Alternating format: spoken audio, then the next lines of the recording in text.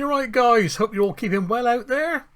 Today for you I have made a Jack Daniel's flavoured mushroom stroganoff.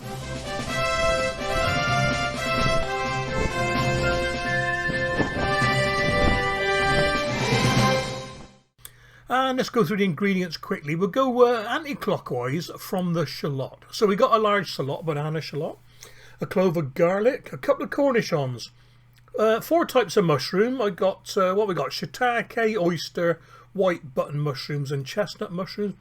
Little sachet of truffle oil there. It was just because it was lying around. It's not essential. Some vegetable stock, flat leaf parsley, bit of butter, oak smoked paprika, crème fraîche. What we got there? Oh, sorry, Dijon mustard, olive oil, and Jack Daniel's. The sachet of rice on top of the crème fraîche. I didn't use that. I was going to do rice, but I did pasta instead later on. I suppose this one qualifies as a keto dish and vegetarian. So 2 birds with 1 stone there. Things move pretty quickly with this dish once the mushrooms get cooking, so you want to get all your prep work done first. You don't want to be hanging around halfway through the cooking process with this one. So let's get the clove of garlic finely sliced. Then we'll split the banana shallot in half and then finely slice that as well.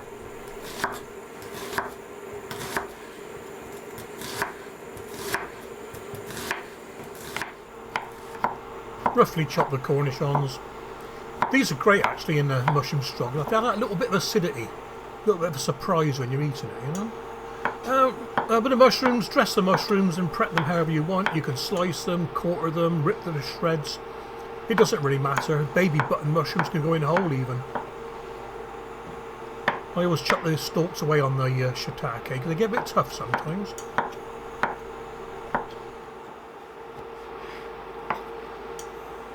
And at some point I must have roughly chopped the parsley because it wasn't that shape about 30 seconds ago.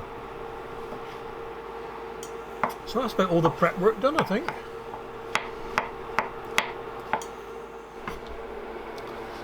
Okay then, so let's get cooking. Frying pan, large frying pan onto my little induction hob. And the pan is a little bit too big really, but I want to use a big one. So you want to try and get your mushrooms all in one layer. You don't want them too stacked up on each other. And even though the pan's warm, it is not baking hot at the moment. It's just enough to get it started. And once the mushrooms are in, you can wind the heat up a little bit. I don't want to burn them putting them in. The idea behind dry frying them is to bring out some of the nutty and woody flavours of the mushrooms. It's a good way actually of getting a decent bit of flavour out of some cheap mushrooms. The edges will start crinkling, go a little bit brown, and a lot of the moisture will come out before we put the oils in. You don't want them to burn, so give them a good shake about, a toss around and a stir, you know. Just keep them moving really. About 5 minutes will do it. You can see all the moisture coming off now, look. So when you're happy with the colour and the smells coming off, in with the shallot or the red onion if you use the red onion, and then mix them all about. It's amazing really how much moisture does come out with this dry frying process. The pan's on a fairly high heat now, and if you listen carefully you can hear the mushrooms squeaking in the background as the moisture comes out. When you're happy that the onions are sweating down a bit, it's time to put your oils and fats in. You gotta put butter in, haven't you know? And I got this little sachet of truffle oil. I can't remember where I got it from now, but I thought, well, why not put it in? It's not needed, obviously.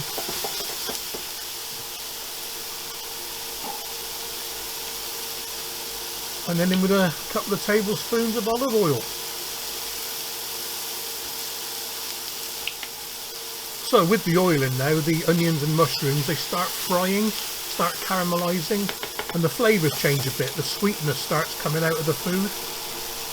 In with your paprika. I'm using oak smoke this time. I suppose any paprika will do. And give it a shake about. Get them mixed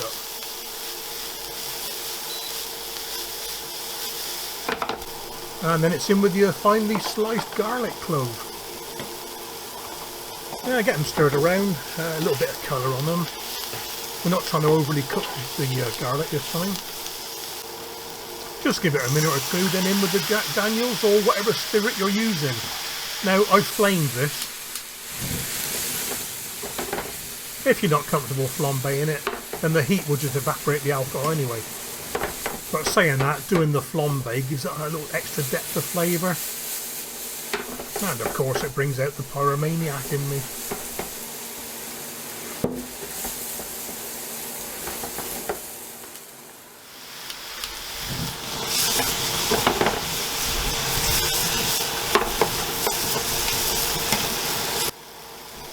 Well, swiftly in with the chopped parsley and 3 tablespoons of crème fraîche. You can use other creams, don't have to be crème fraîche. And get it all mixing around again.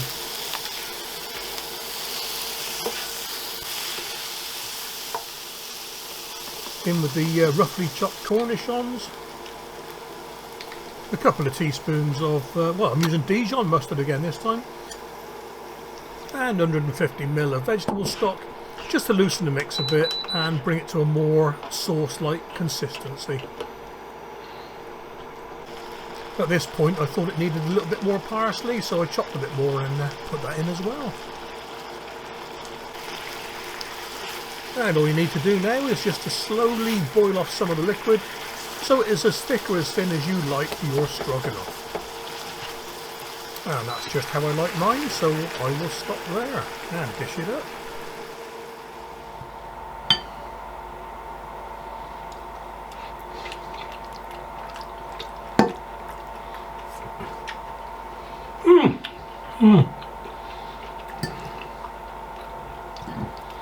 Oh yeah. Little taste of Jack Daniels in there. Thank you, Jack.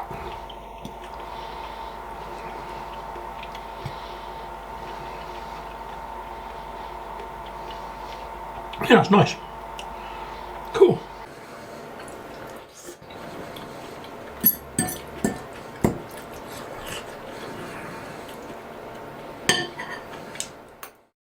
Well, as always guys, I do appreciate you watching. If you like it, thumbs up. If you don't like it, thumbs down. But let me know why. You know, I'm trying to do my best here. Any requests for meals or dishes, then give me a shout. I will endeavour to fulfil your needs. Take care guys and stay safe.